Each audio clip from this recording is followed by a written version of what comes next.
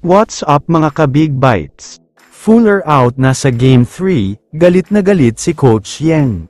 Pero bago ka sana magpatuloy sa panunood ay huwag mong kalimutang mag-subscribe sa aking YouTube channel. May update lang tayo sandali tungkol sa bagong import ng Magnolia na si Bird.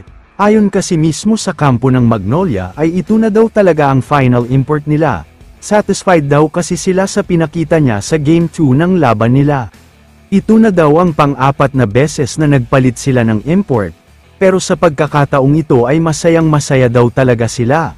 Dahil maliban sa maganda ang ugali nito, sobrang magaling rin daw talaga. Huwag din nating kalimutan na sa naging Game 2, 52 points lang naman ang itinambak ng Magnolia sa Rain or Shine.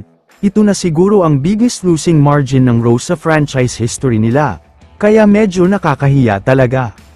Pero syempre understandable o naiintindihan naman nating lahat kung bakit ganito kalaki ang tambak, dahil nga hindi nakapaglaro ang kanilang import after ng first quarter, matapos siyang masundot sa mata ni Sanggalang. Pero teka, bago tumuloy sa video, ikita ka habang nanunood ng favorite mong sports, subukan ng BetVisa.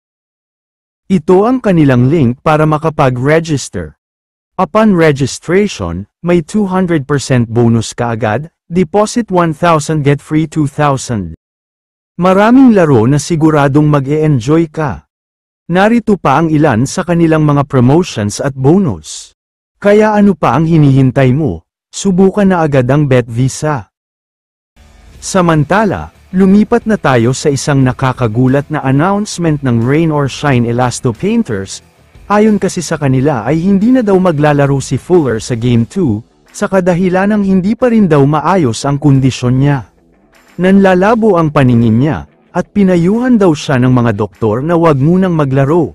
Kaya naman galit na galit talaga si Coach Yeng dahil parang sinadya nga daw ni Ian Sanggalang ang pagsundot sa mata ng import nila. Ayon pa kay Coach Yeng, sana daw ay magkaroon ng investigasyon ang PBA, at sana daw ay magkaroon ng parusa si Ian Sanggalang, dahil nga sa nakita ni Coach Yeng sa replay ay sinadya daw talaga ito. Nagkaroon nga rin daw sila ng meeting kasama ang mga players, pati na ang coach ang staff at pati mismong management, at desidido daw talaga sila na intentional ang nangyaring pagsundot sa mata. Kaya naman wag na kayong magtataka o magugulat, kapag sa Game 3 ay hindi rin maglalaro ang star player ng Magnolia na si Ian Sanggalang, dahil wag natin aalisin ang posibilidad na magkaroon ng suspension. Pero kung ako naman ang tatanungin, hindi ko masasagot kung intentional nga ba o hindi, kaya tama lang ang request ni Coach Yeng at Rain or Shine na magkaroon ng investigasyon, para naman maging maayos na ang lahat. Kaya naman kung kayo ang tatanungin, ano ang masasabi nyo sa balitang ito? I-comment mo naman ang opinion mo tungkol sa tanong na ito. Dito na muna nagtatapos ang video na ito.